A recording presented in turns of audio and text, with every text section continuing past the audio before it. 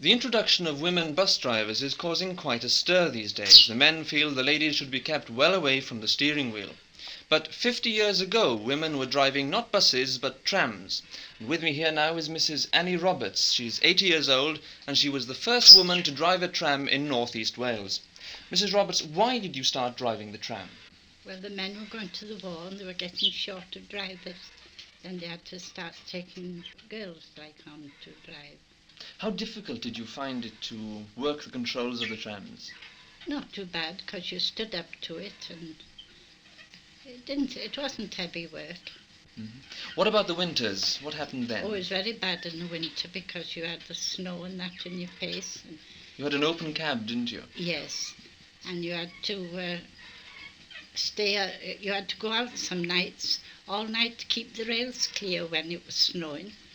And of course, it was very bad up here in Wales, yeah. A lot of people say women drivers aren't very good. What were women drivers like in your days? Well, I don't know. We thought we were as good as the men. Did you ever have any accidents? No, nothing worth bothering about, you know. Now, I understand that miners at Bersham Colliery weren't very keen on you driving their tram. No. Why was that? Well, they didn't like seeing women out early in the morning, and I suppose it took a bit of getting used to seeing women driving, you see, as well. So what was happening then? Were they willing to come with you? Well, for a week they walked to Bersham Colliery, but they were very glad after to ride. They got tired before we did.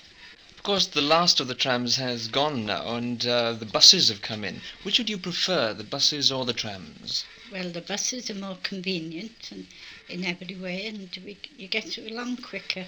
But I still like to see the trams on the road. Would you like to go for a ride on one? Yes, I would.